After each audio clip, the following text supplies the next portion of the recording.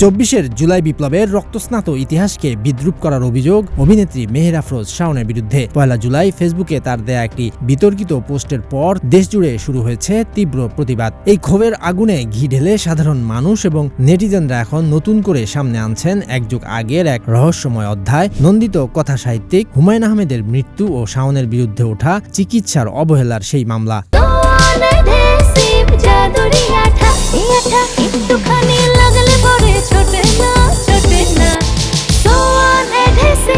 তার মৃত্যুর কারণ দীর্ঘদিন ধরে ক্যান্সার বলে প্রচারিত হলেও নতুন করে ওঠে অবহেলা ও গাফিলতির অভিযোগ। গেল বছর এক লাইভ আলোচনায় সাংবাদিক ডক্টর কনক সারোয়ারকে রীতিমতো বোমা ফাটানো তথ্য দিয়েছিলেন নিউ ইয়র্কের বিশিষ্ট লেখক ও প্রকাশক বিশ্বজিৎ সাহা, যিনি হুমায়ূন আহমেদের শেষ দিনগুলোতে তার সঙ্গী ছিলেন। চিকিৎসকদের ভাষ্যমতে তার ক্যান্সার চিকিৎসায় উন্নতি হচ্ছিল, তবে অপারেশনের পর প্রয়োজনীয় সেবা নিশ্চিত না করায় পরিস্থিতি জটিল হয়ে ওঠে।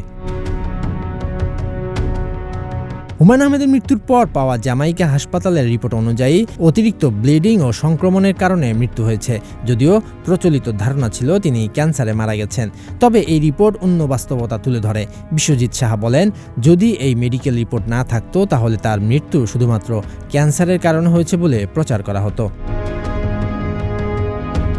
এদিকে ম্যানহাটনে হুমায়ূন আহমেদের মৃত্যুর 1 মাস পর তার মৃত্যু নিয়ে সৃষ্ট ক্ষোভের পরিপ্রেক্ষিতে উত্তর আমেরিকায় বাংলা ভাষায় প্রচারিত সংবাদ মাধ্যম ঠিকানা এ নিয়ে টানা 3 সপ্তাহ লিড স্টোরি করে, যাতে রয়েছে আরও চাঞ্চল্যকর তথ্য।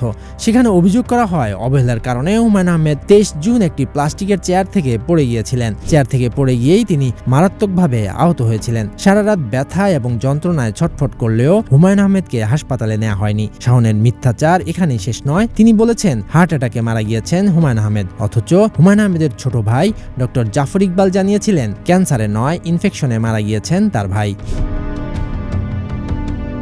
শরীয়তুল্লাহ, বৈশাখী সংবাদ।